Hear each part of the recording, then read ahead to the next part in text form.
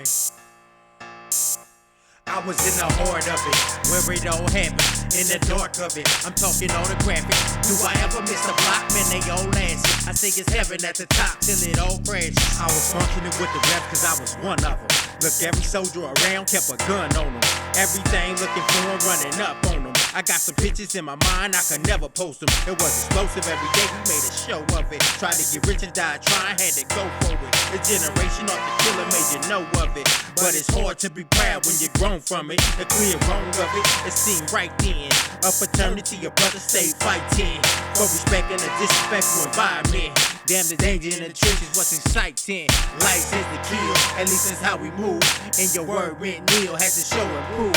And the stripes we approved was a stepping stool. The network grew, so did the investment grew. I was in the heart of your host, Starry Abdul-Muntqim, and I'm here with my co-host, Michael Hall, also known as, come on now. Who's he known as? No, I ain't asked you nothing, Michael. I ain't asked you nothing. Hey, Layla, who's this cat known as? Baby Duck. Baby Duck. West Side H Reggae, the original West Side. All righty now. So now that we know he's in the room. That's the big homie right there. All right. So tonight we're gonna actually continue with the conversation that we were having the other day with Michael, Kenny, and I. And Kenny may be able to join us in a minute or so, maybe. Who knows?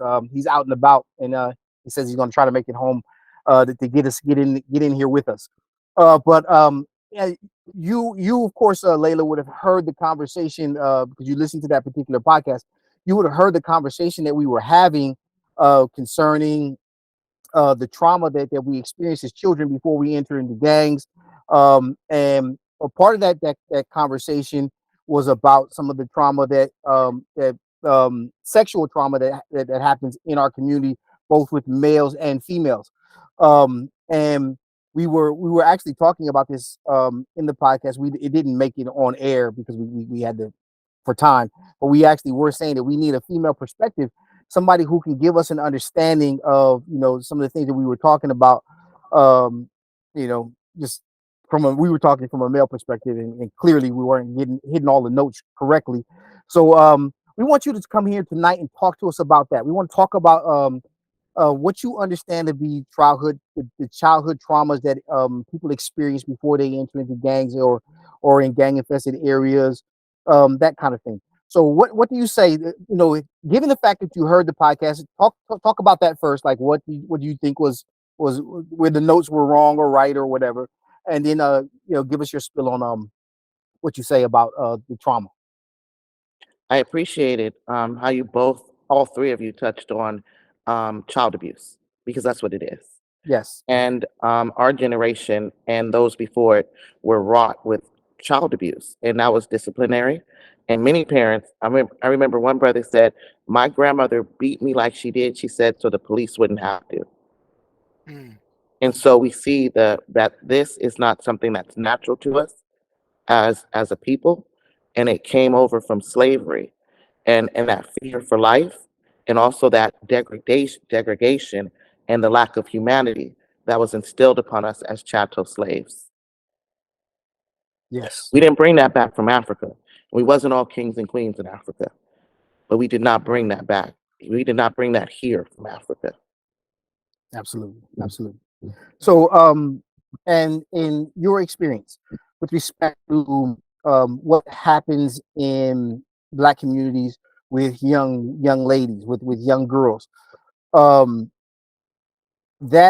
like I was talking about the last time that we were doing the podcast, that we kind of got this thing of blaming girls, right? That's like a thing that we do where we give them names and titles. She's fast, she this, she's switching, all that stuff that people do.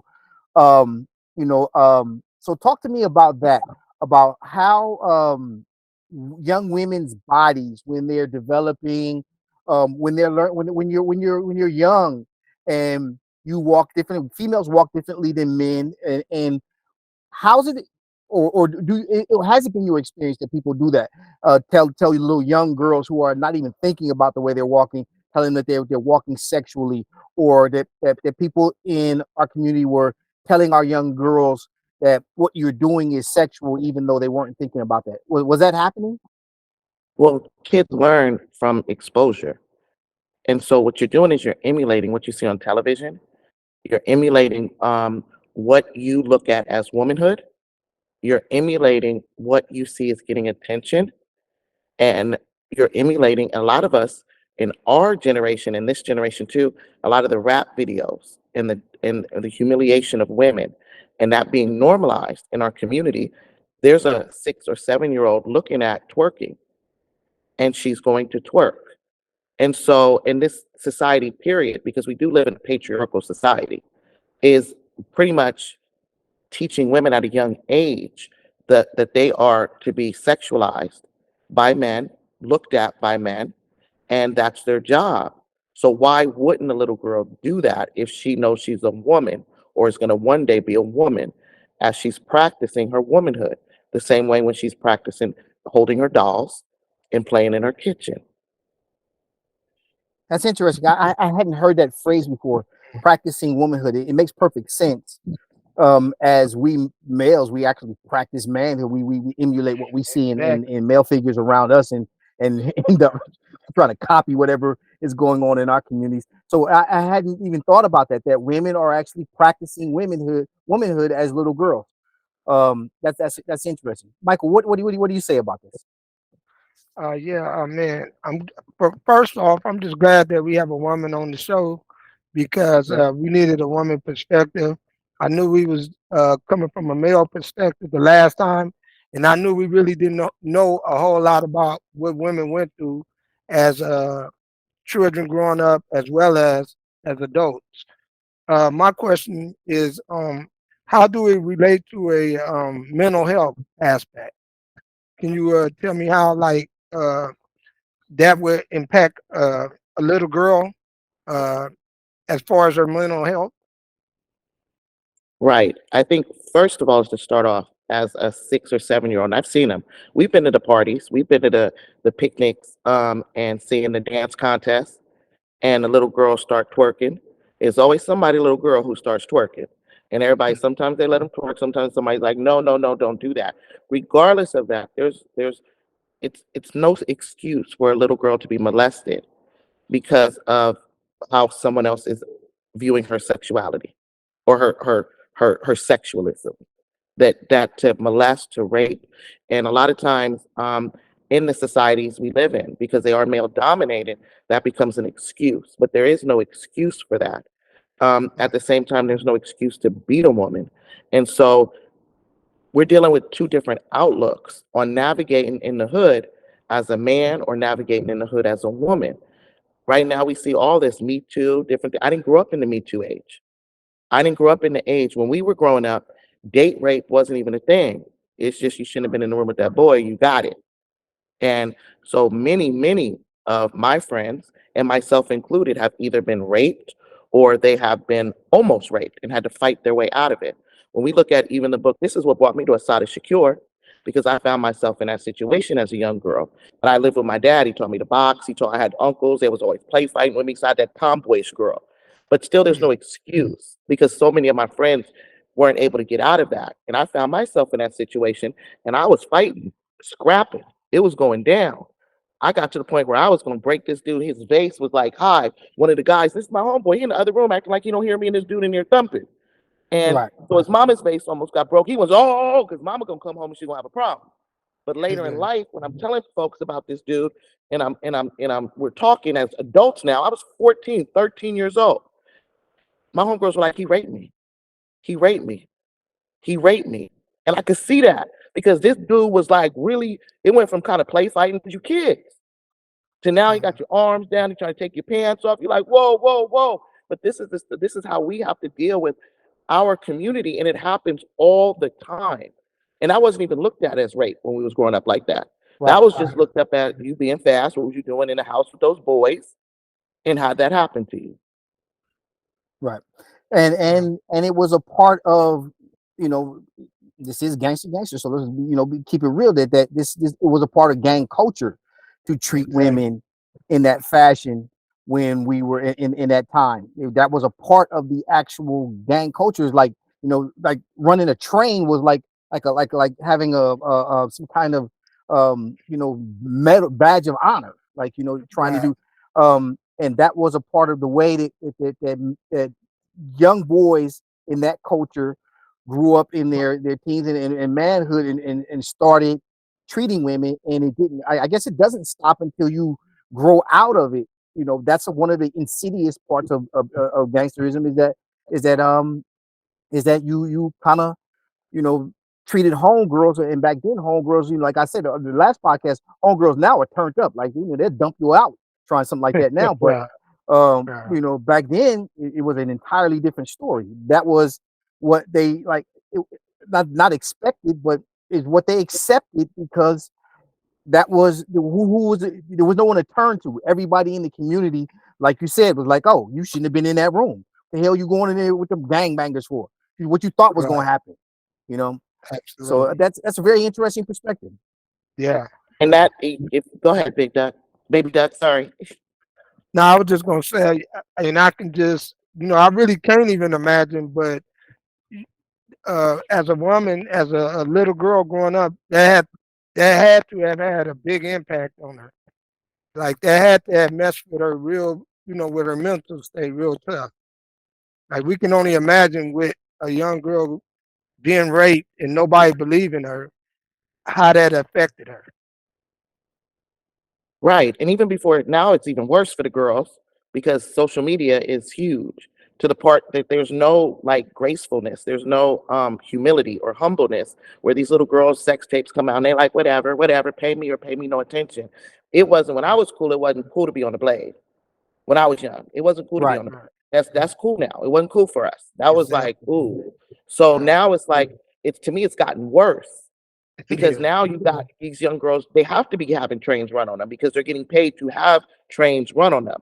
They might not Right. be from the homies, they might be from tricks, but Right. it's still the same trauma that you're dealing with when your body is used as it's slavery in a way because we were commodities as a people. And now Right. women, we're a commodity. You purchase us. And I know these things have existed throughout time and all of these different things, but not on the level that we're seeing in our communities. And why are black girls the number one who are, and I don't, the human trafficking, all these buzzwords people are saying, we need to get law enforcement, all these people back there. Why are we allowing pimps to put little girls on a blade or your sisters or your aunties or anybody who has mental health or trauma or drug addictions? Why are we our community allowing that? And that's the problem. And that's why we got these other folks coming in our community and putting us places because we're not policing ourselves. And that's the It's big issue. absolutely true. It's absolutely true. Yeah. Yeah. Make a good point. Yeah. The truth of the matter is that like you said, that we allow that to continue. If we decided to stop it collectively as a community, we could.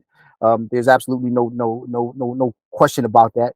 But it's like I said, it's a part of the culture. And now, like you were talking about, alluding to that the music, the popular culture, the everything is all about this now. And like you said, now women are I mean, and so I blame the executives at these music companies as well for only highlighting and putting out this music nonsense that where women can only rap about their bodies, and they can only rap about Right. how they dropping it, and they only allow the rap, they're only going to get contracts if they're demeaning themselves and tearing our communities down. And it's the same thing that happened with gangster rap in the late 80s and early 90s. That Right. these record executives killed all the positive rap. All that positive rap that was coming out, man, it was like slew of Exactly. artists that were coming out. But the record executives like, no, no. We need this salacious nonsense and all that stuff that destroys your community. We need that. All that stuff you people talking about, like building yourself up and financial literacy and education and all that, man. Right. Y'all gotta get up out of here with that. You go find some independent label that we're gonna crush. You go put that on that, because we're not gonna allow this coming out of these major houses. And it's the same thing that's happening now. You can't find a female artist who isn't talking stuff that you would never allow your daughter to hear. No person in their right mind. And I say that, and then I go back to what you were talking about at the parties and at the park and at the family reunions and all. We think it's cute when a little 3-year-old is twerking. Right. We laugh at that. We get around people and laugh at it, and so nobody just snatch him. My father would have snatched me like that. So I think you talked about it last. My father would have broke my sister's neck if he saw her twerking at 3 years old. Right. But that's a part of the problem is that we actually think certain things are cute because they're not sexual. When a 3-year-old is doing it, even though some perverted individual may be looking at it and Right. like, oh, you doing the same thing. You twerking your booty like that girl over this 19, 20, 30-year-old girl doing it. Oh, and then he gets these weird things in his mind when she's 10 doing it or something. Right. Now, but this is what I want to ask you about. Girls' bodies are different than boys' bodies. And the clothing that girls wear fits differently and all that kind of stuff. So the things that we visually see when you are starting to develop. We see your breast and we see your hips and your butt and all that. We can see it in the pants and all that. And as little boys, like that's just like super. That's like catnip to a cat. Like oh, look at her. And so um Want me to still come? when boys are like pushing up on girls, like trying to get at them, is that offensive to girls like at that age, or are they with that? Like, because and like we call it getting gunned down, right? You would get gunned down by you like that bro gun me down, like you go up and you ask her for a number, you're like, get it, please, boy, get out of here, boy, bye, all that stuff. So I'm curious, when boys are doing that with girls, are they offended by that, of them trying to get at them, or is that something that they welcome? It depends on the girl, and it depends on who's doing it. Why'd she say that? So, Why he I do mean, one boy can do it to you, and you're gonna go get your cousins and your brothers to punch him out. Another boy might do it and you're kind of attracted to him, so you're happy about it. So that's just basic attraction at a young age.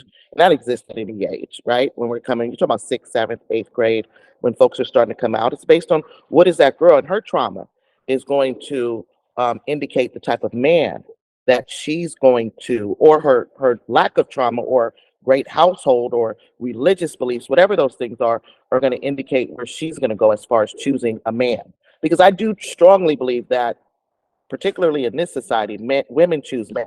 Men don't really choose women. You like them, but women choose men.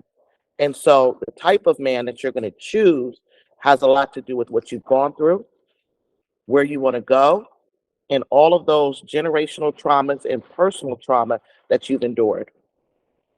So let's talk about the kind of men you chose when you were a youth, coming up in the hood. You grew up around gang members.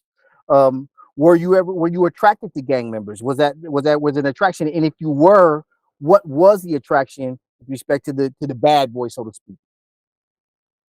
When I went to school in my neighborhood, I only dated gang members. When I was bussed out, I only dated athletes. So where was I as a child, as a young person, on where I should go? I remember being in the car with my dad because I got kicked out of the community school. I had to go to the white school, right, and get bussed out. And my dad was a revolutionary. I was born in the '70s. Our parents are coming from the Black Panthers, from the Nation, from. Then they're starting to become Sunni after the Nation. So we're seeing all of these things, right? And my dad said, "What are you going to do with your life? You don't want to go to school. You have nothing but tardies and what are those called? Those unexcused absences. What are you gonna do?" And I remember I said, "I'm just gonna marry Bobby Brown." And he lost his shit in the car. He was like, "What? If your mother were to hear this," and all this other stuff, right? And I remember being young and thinking that was a great idea, right? As a young person, as a woman, for some reason, society had taught me that I need to grab hold to somebody who has something going on and kind of parachute. And my dad was very adamant and very upset that I said that. But in the community, I always needed a gang member because it was safety. So when I was going to elementary school. My first boyfriend out here, I came out here in sixth grade. My first boyfriend, I got with him because he had a fist fight in the classroom. We in the sixth grade, and he beat the boy's tail. And I was like, that's who I can walk home from school with. He's gonna keep me safe. And he went on to YA, and all. I remember one time a Crip came down and he just said hi to him, but he tossed up his head and he pulled out a gun. We was like 13. He had dope on him, all this other stuff, and I didn't know that deep what he was going through. But he had his own trauma. He lived with his grandma. His dad was in prison. His mom was on crack. So we had all of these different things happening to each other, and we found safety within each other. I remember another guy. I thought I was going to sell some weed at school, and I went to re up, and dude tried to rape me. So I stole weed. Now I don't know. You don't think when you're young the next step like, what is this man going to do to me? I just stole his weed. You think like, so what did I do? You got with the dude that you knew was knocking everybody out, and he was on the streets at that time. He had just got out of YA, and that became my next boyfriend. So a lot of that had to do with me trying to be safe in my environment and being able to navigate to who I wanted to be, and certain men who allowed me to do that. And my story is not everyone's story. My best friend, Samoan girl, version, I ended up seeing her at the swap meet a couple of years later, and she was with a pimp. I didn't realize when I was going home, her brothers was these thugs. They was probably molesting her in her home. It was very abusive in her home. And next thing you know, she with this black dude, and she's like, "Yeah, girl, I get my money." And this is when hoeing wasn't cool. And I'm just like, damn, this was like my best friend. She was a virgin. How did she become a hoe?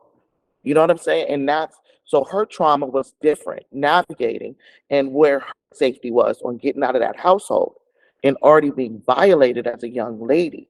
So everybody, we navigate just like y'all navigate. How does it feel to be a young black man and know if you step over one street, you can get killed or you can get jumped? That's trauma and dealing with that every single day. So we're all interacting in that, but we're too young to identify it, to diagnose it, and no one's helping us. And so that's a lot of our stories were like that. When I ended up going to the white school, I ended up getting with the captain of the basketball team, and he broke up with me because I called him a sellout when we invaded Iraq and called him a coon. He wasn't used to that. His mom was in the military. He was a black guy, but he was more Americanized, and my parents were revolutionaries. So it's Right. everything that we've been developed into creates who we are. But I've always been more comfortable with gangsters for some reason. Right. Hey, So sorry, go ahead. Go ahead. Scar, I want nah. I'm sorry, I'm gonna have to leave. Okay. But man, this is getting really interesting. I really want to stay and stay in on this conversation, but I gotta leave right now. All right. It's late. Yeah, Yeah, he got to go sorry. run the streets. Uh-oh. But we I don't got we don't know who I getting up got out that chair. Who getting up out there? Michael, I got Deacon come on. Michael, Deacon You know Hall, who's getting or out of maybe the Doug. chair. Deacon Michael is getting up out of the chair, bro. Yes, sir. Alhamdulillah. It's Yes, Deacon sir. Yeah, Michael. it ain't no All right, baby we duck. that's what I'm All talking right, about. man. Yeah. All Hopefully right, I baby. get another opportunity to be on the panel with you because you had a lot of good interesting things that you were saying and I really want to talk about it, because it was a whole Definitely. different aspect we was getting today, you know. I wish Absolutely. Tricky B was here so you can get in on him.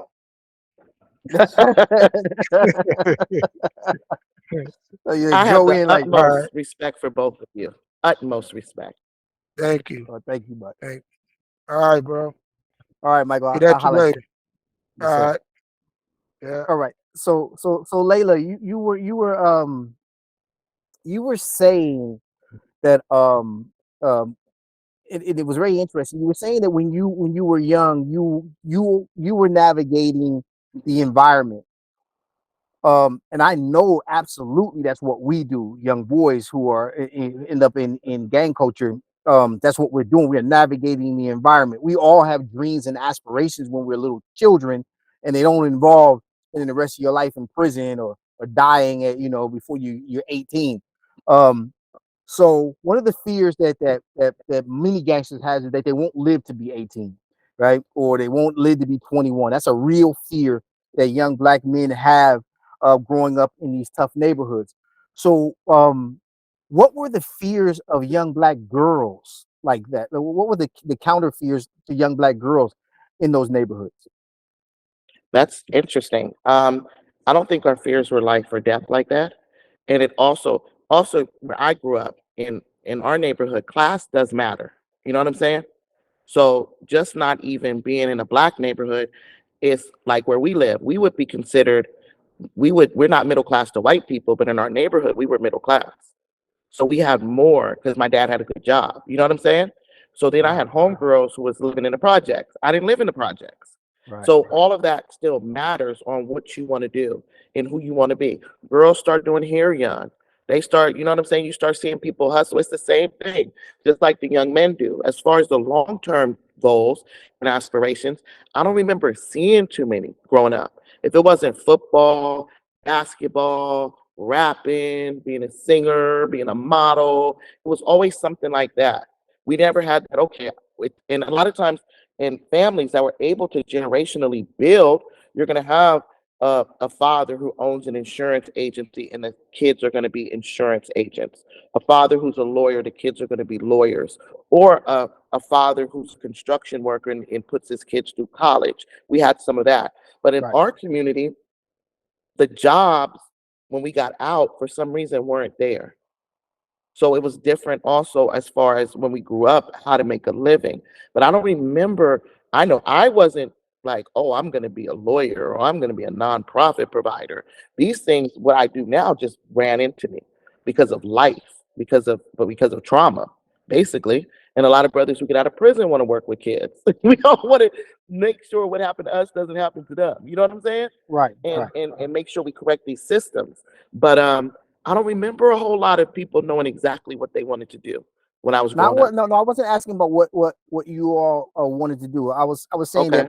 that what was those counter fears? What was those fears of black young black girls in the ghetto? What fears do they have? Do they fear like, oh, I'm gonna get raped? You know, what are the fears? Because like I said, we fear dying, right? You know, because we knew and you know I was born in '70, so you know you you understand that when we that time dying was a real possibility. It was, you know, it wasn't like theoretical. It wasn't. It was going on all the time.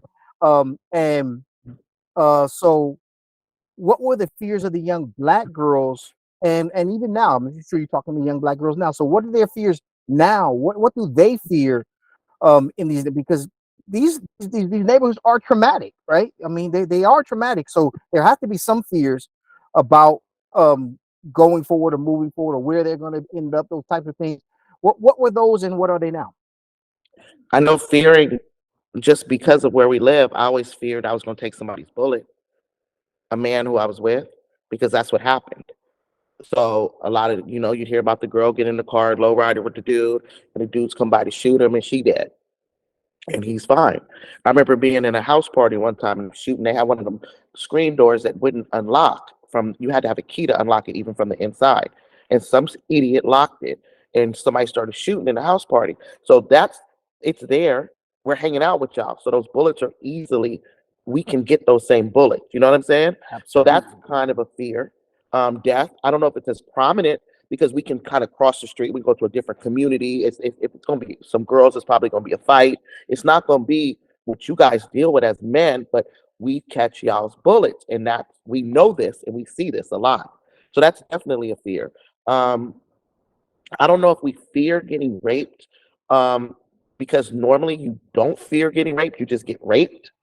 And then you have that fear in your heart, but you learn to protect yourselves as young girls. You learn to go together. You learn to don't leave clubs without each other. Don't let somebody leave a club or a park with some dude and everybody's faded. And so those things are fears where you're looking out for your homegirls are looking out for you, things of that nature. So yes, definitely. You fear pregnancy. You know what I'm saying? As a young, some girls don't, Interesting. Yes.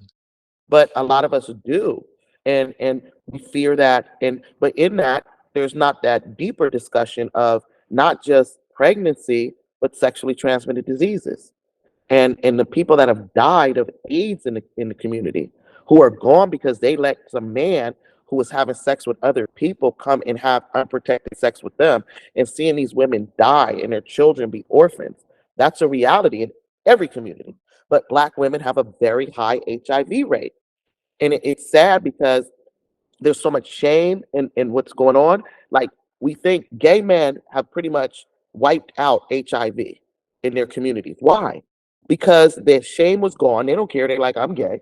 And not, I'm not talking about down low brothers, but you know, the gay people and they go into those gay areas, but they Right. have things where if you have unprotected sex, there's medicine you can take in order to not get HIV.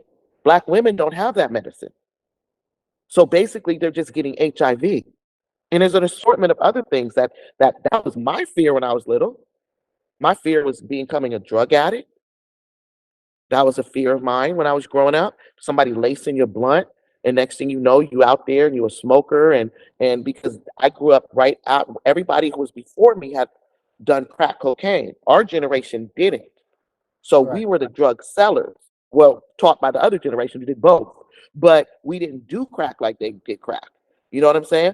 But somebody could lace it. So I remember somebody um, hit me with some PCP before. Almost everybody in my community has done PCP accidentally. And that's the fear. Just somebody lacing your so we navigate the same issues y'all do. You know what I'm saying? But as a woman in that protection, that's where it's different. And as a woman, when it's tarnished, it's different.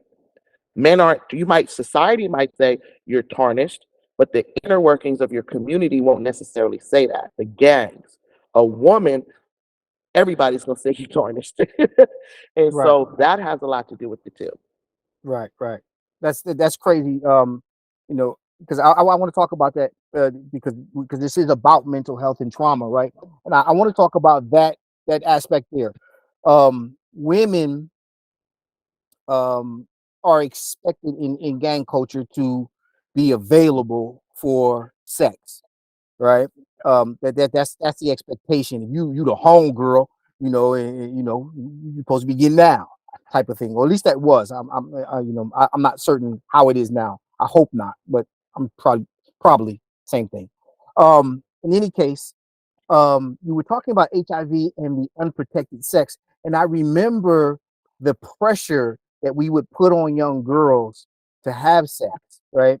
And even if they said something about a condom, right, there was a cultural kind of push in the community in the neighborhood to like, look, you got to be on a bareback, condoms, man, and we would assert quiet pressure. They Hmm. would absolutely call it rape now. Like the kind of quiet pressure that we would assert, they would absolutely call that rape. Even though it wasn't force, it was coercion, and just beating her down with words or just unrelenting until she gave in. Even though you knew she didn't really want to do it, but she gave in it. And back then, you would see it as okay. She said yes. She said yes after you beat her down. But you're a young kid. You're raising hormones. You're going for that. So I guess what I want to ask is this: is that as a young girl, what's going on in your mind there, where that pressure to have unprotected sex is so strong? Um, are the other young girls saying yes and they want to have protected sex, or are they just having unprotected sex because they want to have it unprotected? What's going on there? I mean, in our community, unprotected sex for whatever reason is looked at as love. Some story. Don't ask me why. A feeling of trust, right? I remember, so when a man and you guys start dealing with each other and things get seriously. First of all, I can't say I wasn't no homegirl like that. I wasn't out there. I'm not going to be letting the homies run through me and do all that. That's just. But I understand what you're saying, and how they did it. I will say this though, because of the men I've dated, I've never had a big issue with they homegirls. I don't think women really gangbang. I've never have. That's why I don't participate in that because there's things you got to do to gangbang, and I'm a type A. If I'm gonna do it, I'm gonna do it, and I'm not Queen Latifah, okay? But I will say this: the you gotta go, you gotta do. You can't be. What is it being a gang member? It's not smacking the homies. You know what I'm saying? Not letting all the homies bash. It's not that. But in the community, that's what they doing. They smoking, they drinking, they out, they hanging out, and they end up in the bushes somewhere. or at a smoker's house or whatever they're doing. So I always knew that fundamentally, that a man I was dealing with had homegirls that he was probably smashing, and I never cared about them. It was the girl who was more on my level who would intimidate me. Does that make sense? Yeah, it actually does. Yeah, It absolutely. like came with the territory, the homegirls, and them having sex. I remember my ex-boyfriend was murdered. 3 days. He wanted to go to St. Patrick's Day, was their little hood day, and I had moved to Atlanta. He was on his way, and he was murdered 3 days before then. But before then, we were talking on the phone. We were separate, and I said, "Check this out. Have you been cheating on me? Come on, we're like 18." And he Right. said, "No, I haven't been cheating. Just with one of the little hood rats." And I was like, "Oh, I didn't even care. I was worried about this little Puerto Rican girl he had been slaying." You feel what I'm saying? I didn't care Right. less about that girl. And when he ended up being killed later, she was at the funeral, and I knew they pointed out which girl it was, and I never cared because that's just part of it. It was always part of it to me. Like, what do you do about that? I'm not about to be in your hood kicking it with you, drinking and smoking. I'm not going to do that. So it was part in those kind of men you deal with. That's what they do. So there was always a difference there. But So let me ask you this. I'm sorry to interrupt, but let me ask you this. What effect does that have on your self-esteem? That look, I'm with cats who I know are going to be smashing hood rats. that doesn't affect your self-esteem because there's hierarchies and stuff. You feel me? It's the girl, the woman who's on your level that would affect your self-esteem. I'm not saying Gotcha. that other women don't look the same way and don't feel differently, but that's just how I felt. I'm not saying that that was smart or that was it was an acknowledgement that I knew I was dealing with men who are not faithful. And it was I mean, I mean, you fight them, you do this, you do that. But if you want a faithful man, you get with the faithful man. You know what I'm saying? You Right. don't get up with turned up Tuesday thinking he's about to be Mr. Nice Guy. It doesn't work like that. Given a not necessarily given a choice, but because the environment is the environment, right? Um, when you look back on that, what are your feelings about that now? Like, as you say, okay, for example, raising daughters, you say, hey, this is what I want for you, this is what I don't want for you. If you raise your daughters in an environment where those types of things happen and you see them like dating, it's just like dating an athlete, like a professional football player or something. Like, every father is going to be like, man, what are you doing? This guy is out here, he's going to every city to city to city. Oh, that's what he does 365 days a year. Like, he's doing something, right? Now, what would you say as a mother, um, in that given that same set of circumstances, like, you see your daughter, um, would you want her dating people who you knew would be, um, you know, out smashing hood rats? No, I don't want to. I mean, you don't want to be cheated on, period, and that's cheating. You know what I'm saying? But in the lifestyle that we lived, and some of us for different reasons of understanding the nature of polygamy, which that is not polygamy.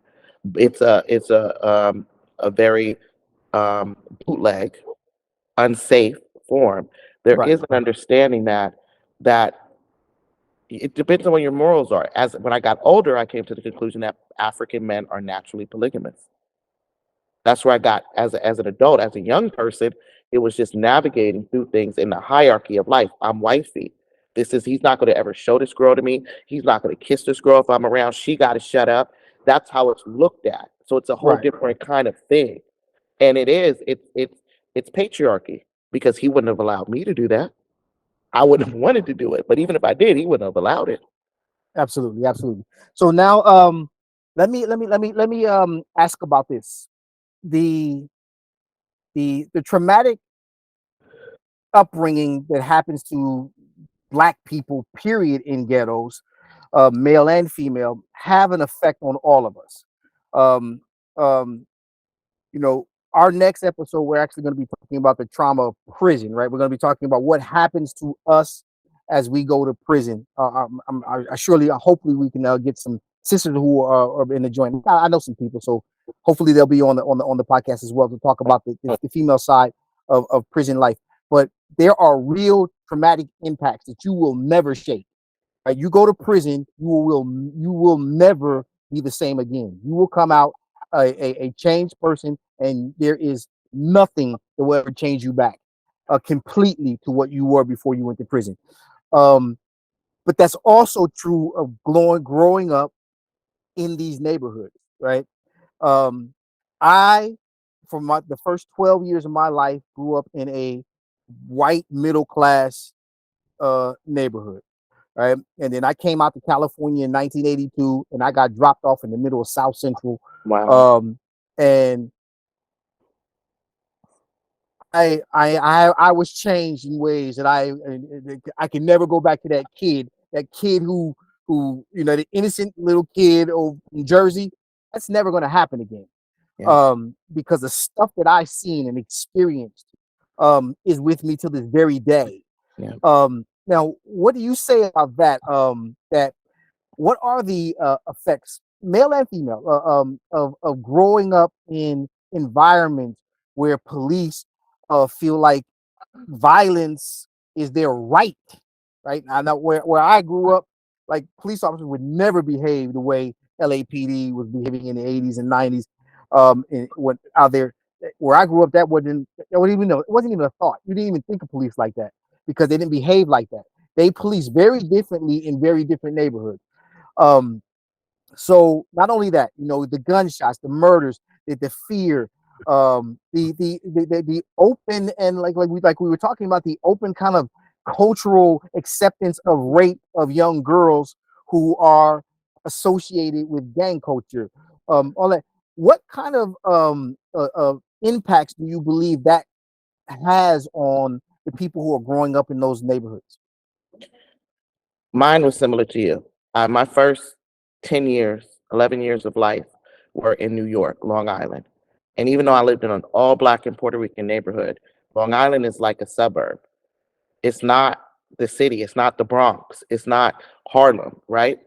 And all our neighbors were Black. You always had the few white folks who have hung on, but it was safe. I don't remember ever seeing police in New York, in Hempstead, in Uniondale, in Babylon. I don't remember seeing police officers. If I did, I didn't pay them any attention. A ghetto bird, a helicopter, never. None of those things were realities. Then fast forward coming to San Diego, and they were everywhere. I remember when I first came out here, the only thing I knew about crack cocaine, because it was in New York, but it was from the Daily News. They used to say people killed their kids because they smoked crack and stuff like that. It wasn't close to me. My family who was on crack didn't live around me, so that wasn't, and nobody in our neighborhood really did. If it was a bad kid in the neighborhood, the whole neighborhood would be like, "Oh my, these are Caribbean people, Jamaican people, Haitian people. These are now Black working class people that have bought homes." We go to San Diego, California, thinking it's sunny and it's nice and the houses even look better, and it's not. And our parents didn't know that. Our parents did not understand gangs. They were coming out of my dad went to school here. He's coming back home, and he had no idea about Bloods and Crips. He took my brother to see Colors together and thought it was just a television show and it was funny, a movie and it was funny. He had no idea that this is going on. I remember my boyfriend got murdered. My dad was like, "Oh my God." That's when it struck him, the reality of the situation, right? But me navigating in these streets, I saw it all the time. I remember being um, 16 because I was driving and I went to it was a Muslim, some Sunni Muslim brothers did a party at the Radisson. No drugs, no alcohol, no nothing, just to let us have fun. I had to be 17 because it was senior year. And I drove my car. I was with the track team, my homegirls. We all ran track. We had our little dresses on. We get in there. Nothing's going. It's the squarest thing you've ever seen in your life. It's the Muslim elders who's doing it, right? Next thing you know, we're leaving out, and there's police who surrounded me. It's only women. It's girls. We're girls. We're not even women. And they knew this. And they made us get on the ground. They had shotguns to our head, and the ghetto bird was out, and they had the guns like on the pavement. And my parents taught me about stuff like this. I read about stuff like this. I started talking shit. So they picked me up and throw me in the back of the police car. They searched my car illegally. I'm like, what? Like, I never told my parents because I didn't want them to say I couldn't go out and drive my car. I had freedom at that point, right? Right, But right, right. that what they did in the whole thing was they knew they said they started laughing when it was over. They were like, "Oh, we're looking for Black men." There was nothing but girls, but these national city police officers didn't want Black folks coming to that Radisson, and we kept using that as a party spot. And so it ended up them coming down hard on us. us included. And I remember that led me into the work I'm in, just acknowledgement of what they did to me. Because where I live, somebody come home, they've been gone for 2, 3 days. This one was like 18, 19 by this time, and they all beat up. What happened to you? Oh, the police beat my ass. Or gang street days when we in high school and they start coming out and they want to do the bloods. Because I grew up in the blood area. We start running and ducking. But the things that I'm running, I'm ducking. I might be handcuffed with the little zip ties at one point. These is nothing compared to the boys they're beating. They're beating our kids. That trauma right there is just, it's unbelievable. The violence that occurs in our community and how that violence transfers. There's nothing worse than a man who's treated like an animal coming home to a woman who's never paid her fair wages, and y'all having a disagreement. Y'all get to thumping. And that's the other side we see it is in this trauma and this mental health and this generational post-traumatic stress is the black man and the black woman. We have high incidence of interpersonal violence. Absolutely. Absolutely. And it doesn't exist in a vacuum like you're talking about. It doesn't pop out of nowhere. You can't societally suppress people for and then have expectations that they're going to be well, right? Our communities are suffering, and um I think I talked to you about this, but after I watched the 13th, I kind of seen how they were systematically designing this kind of suffering and how they've been doing it for so very long. It's things that we've already known, but that just kind of crystallized it for me. And one of the things I'm absolutely certain about is that whatever healing has to take place or will take place, it will only happen when we in the community are the people who are initiating it. Yes. The people who don't live with us, who don't understand us, who have never been in our situation or circumstance, will never be able to put forth solutions that will work for us.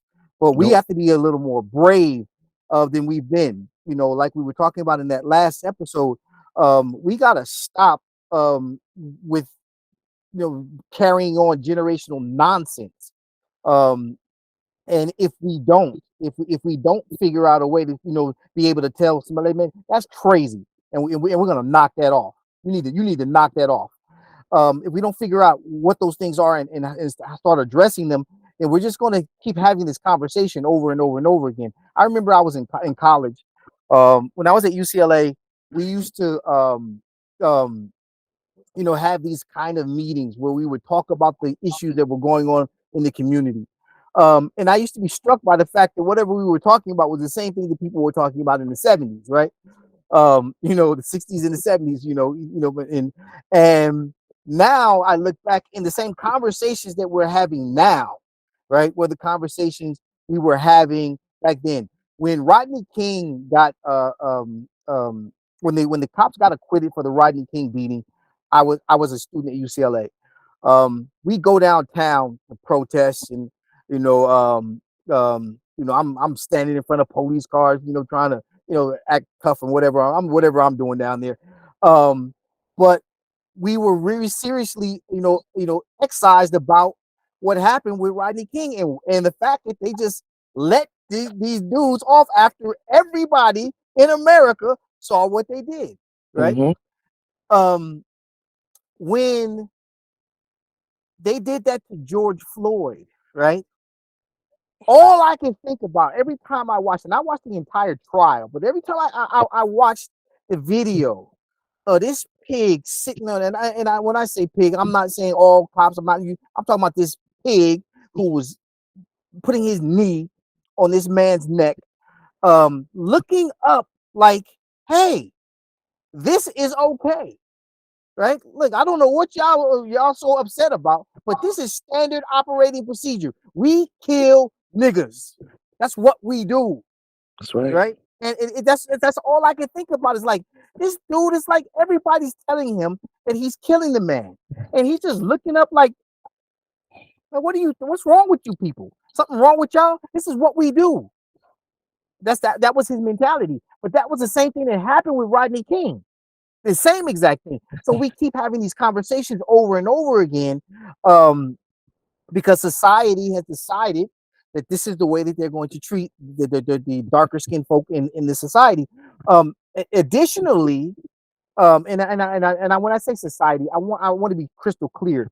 I'm not talking about everybody in our society. I'm talking about institutionally, right?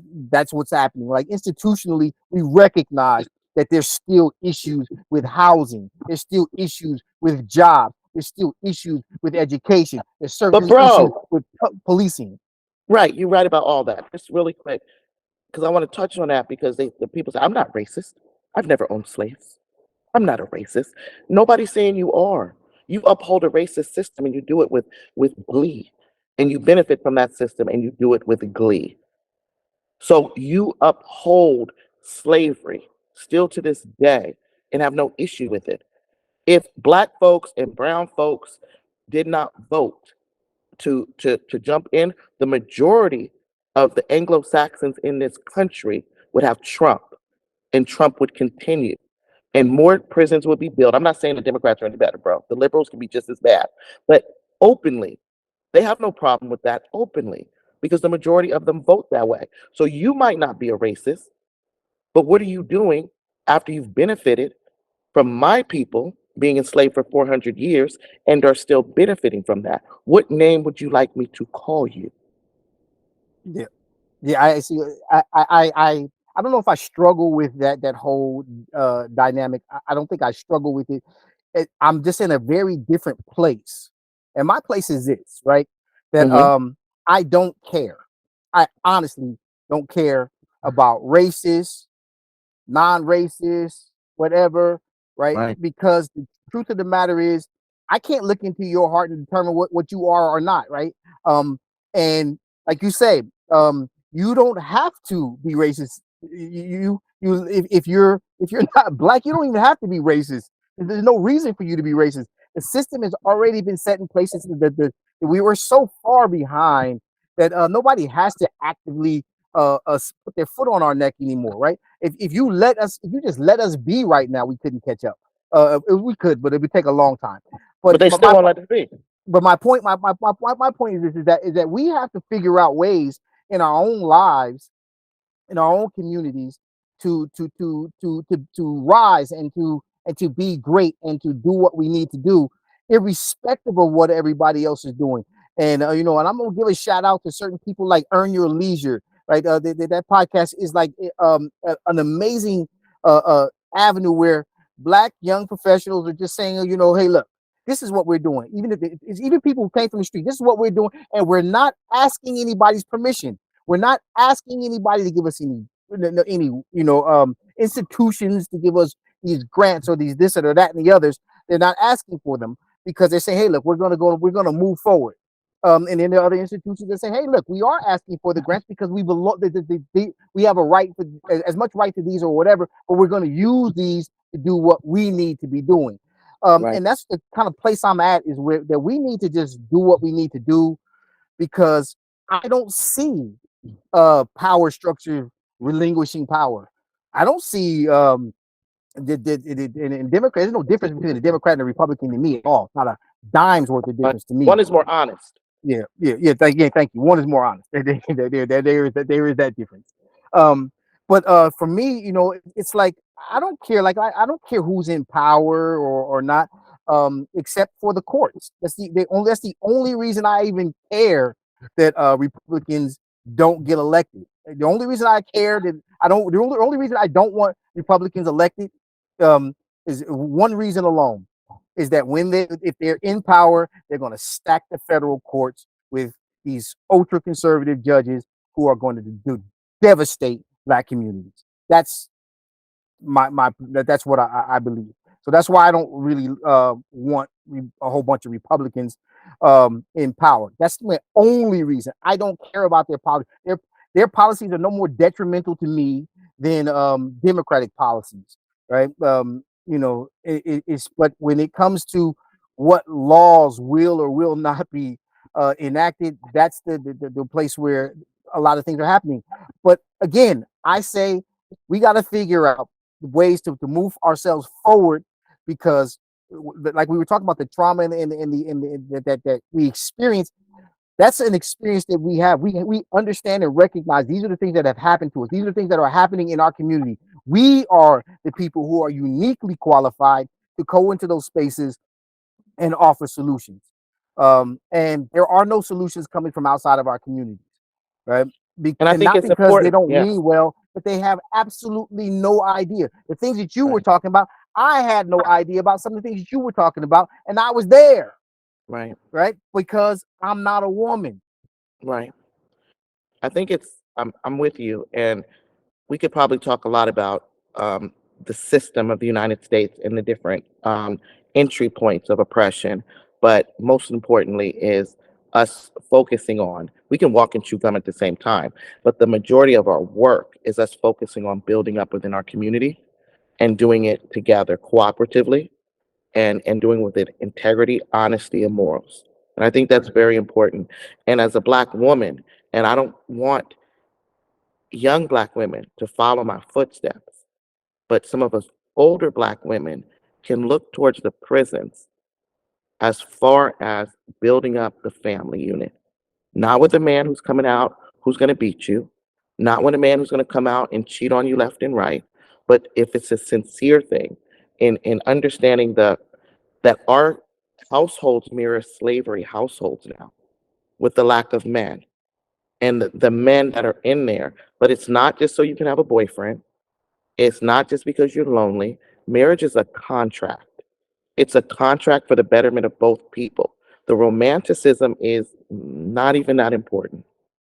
It's really about the love is, but love is not a jittery feeling. It's about building your family and then your extended family and then your community to grow. And until we invest in that as a community, in the true love, not the romantic love, the true love of our folks and of people, period, and build within that, we will be stuck in the same trauma. Going to marriage counseling, there's things I do where I have to sit down and say, Layla, that was some old trauma you just did. You just threw it on him. And why did you just throw it on this man sitting in a cage? Why did that make you feel good? What was you dealing with that day on your trauma from being young? And being able to focus, understand that, ask for forgiveness, and build to not repeat those patterns. And that's an understanding of why would we hit each other in a household? Why would we yell and scream? What are our communication? What do we want to do as far as building our finances? What is our mission statement of our family and then of our community? And if we really start looking at those things as a people, getting that self-help, that trauma, understanding that's reoccurring, it's gonna come. And building with each other in that, we're giving ourselves hope. We're giving ourselves, there's too many of these young men and young women who are raising themselves because our family unit is just gone. And I think that's very important. Plus, two incomes always make more than one. You might have to wait on him for a minute to come home, but two incomes, I mean, it's even financially, it makes sense. So, what are we doing? Right. Yeah, no, I mean, I'm always going to advocate for my folks, man. Look, there are people. I'm being dead serious. Some of the best people I've ever met in my life, I've met in prison. I mean, and I mean, when I mean that, I mean these are like exceptional human beings. That's right. I met they're there. They are there, and I'm not going to pretend like they make up the majority of the people that you're going to meet in that situation. But there are very good men in prison. I mean, when I mean very good men, and people would be shocked to know that.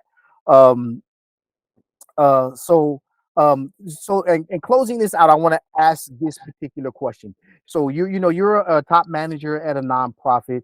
What would be your advice to people about dealing with the trauma of living in gang infested neighborhoods growing up, whether they were gang involved or not?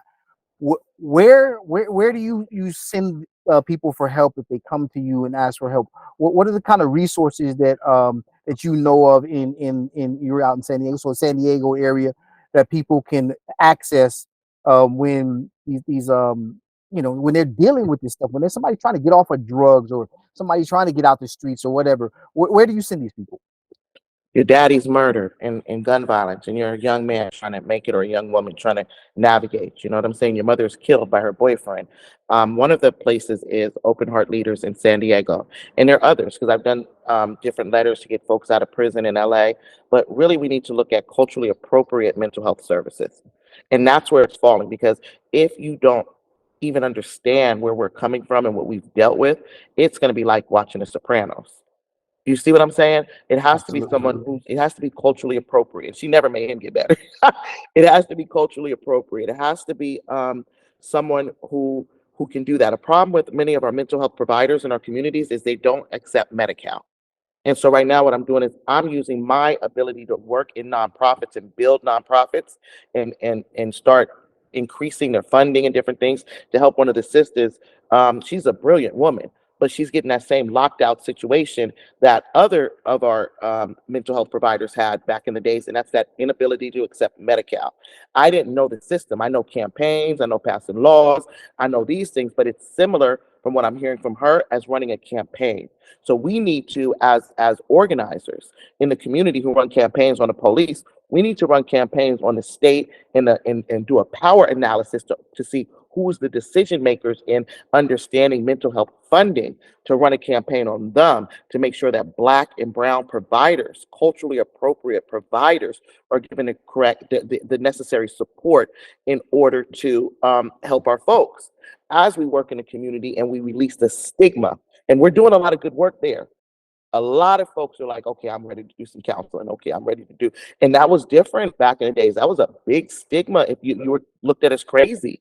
And so we have two issues here. One is the providers can't help because the people that really need it, they don't accept low income Medi-Cal funding. And it's like almost it's a racist system there. And then the people that need the help, they're low income mostly. So how do we and then the stigma, we need to keep working on that to make people it acceptable in our community. Hey, I can't go today, I'm going to therapy. And that's okay. And these people trust it. We have the urban Restoration Center. They just were awarded $1 million by Alliance Healthcare. They're sisters who do mental health. I don't know if they take Medi-Cal. I don't think so, but they will have some funding to do that. That funding is limited though. $1 million is not much when you're talking about a nonprofit and people that have MFTs, clinicians, licensed professionals. These people are not $20 an hour people. And so to really get a robust mental health system going, that's going to take us campaigning and really putting the pressure on the powers that be to ensure that that funding gets to our people. So that's where I am right now with mental health and access for our folks. You kind of blew my mind a little bit. This is why we have you here. So I did not know. I did not know that most mental health professionals can't take Medi-Cal. Well, most of color, the big ones all take it, but they don't. Our folks don't work there. We don't have Black. I can't go to get if I wanted a Black woman to be my counselor, my therapist, and I had Medi-Cal. You could not do that in San Diego. There's not one. And my friend, I didn't get this information. The woman who's a specialist who owns Open Heart Leaders told me this. April Lassiter, who's a mental health. This is what she does. This is her nonprofit. Not one Black woman is in that system that enables people to take who have Medi-Cal to get that. So I have to go to someone else. I have private insurance. That's different. That's a class situation. But our folks, a lot of them are Medi-Cal, and they need to be able to access Black and brown people for those services. And so this is the question that arose when you were talking is the why can't small providers accept Medi-Cal? What's going on institutionally and legally that prevents that from happening? And I'm going to introduce you to April Lassiter because she's going to be able to really bring it home because this is something we have to do this year. We have to get this done this year. There's too much going on. There's too many people coming home. It's too many domestic violence issues. But basically, there's a certain amount that they have based on population. And I think it's a county thing. So LA might be different, but San Diego, this is an issue. And so they've maxed out on their Medi-Cal providers for this population, but none of them are people of it's not robust enough with Black women. First of all, aren't there at all. And then there's too much of a shortage of other folks.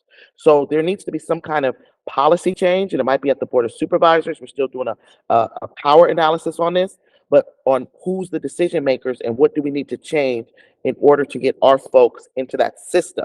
but it's always existed because Harmonium was a one that we had from the US organization in the 70s and 80s, and they went under because they never took Medi-Cal. So this is not new. Nothing has been done because we don't use our power as a people. Politics ain't talking about you like Governor Newsom and you want to shake his hands. That's not politics to me. Politics is organizing, building power, and changing systems. It ain't got nothing to do with politicians. Putting pressure on them does. And so why haven't we never organized to insist that those things change?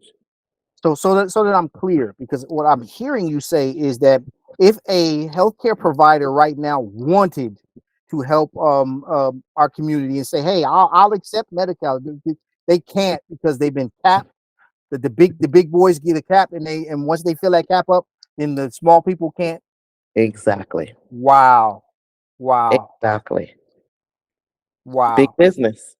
No, I mean, when I'm talking about the 13th, when Ava did, I mean, it's the same thing going over again. But what's demonstrated is that white supremacy and is a real thing, where people are saying, "Hey, we're going to make sure that our guy." And I don't believe white supremacy has anything to do with race, right? I mean, I don't believe that. I don't believe people are sitting around saying, let's screw the black people, let's screw the Mexican people. White supremacy is about, hey, we're in positions of power, let's stay there. So let's stay there. Let's okay. Now, how are we gonna stay there? Let's make sure that only we get all these federal dollars, federal and this state money, this Medicare money. We need to get that, because if we allow the people who actually need to get it, then we won't stay in a position of dominance. And they don't care. White supremacists don't got anything. They don't care nothing about stomping on the little white guy either. You know, because it's about supremacy. It's not about, you know, knocking out somebody else's race. And that's what you crystallized when you just said that. It's like, are you serious? You're telling me big corporations are allowed to take Medi-Cal, but small people in the very communities that want to help the actual people it's designed for, they are not allowed to. They're not allowed to provide it. That's insane. And they're going to give a reason. Oh, we've done it before. We tried it for a little bit, a pilot, and the providers didn't really meet our what we say that you have to systems of care, yada yada yada. I have Sharp, and they're not great, and so that's just BS. It's Huh. not about them. And as a black woman, I'm treated even worse. I've had to complain many times on my treatment in trying to navigate through healthcare services, mental health included. So whatever the excuses are, it's the same way that we sat down when black men were being murdered by the police and we wouldn't get up and we wouldn't let any business go on in those streets. We need to look at the way that the mental health and medical providers, because that's our lives, that's important. Absolutely. And we need to be able to go out and do those same things. It's just as important. Absolutely. I absolutely agree. Laila Aziz, we thank you so very much for coming here to Gangsta tonight.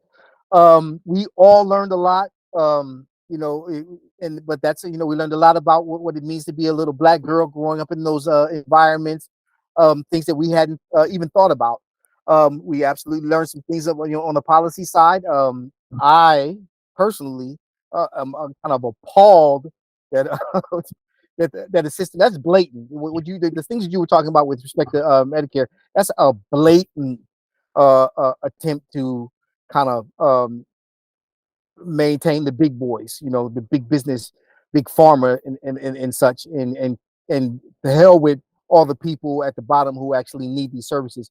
So when we're talking about mental health in the black community, what you were able to bring to me tonight was that we talk about the stigma associated with going to get mental health, but even if, I mean, I don't even know, we can't even talk about the stigma if the services are not available. How can we say that black people are not going to go to therapists when there are no therapists for the black people to go to?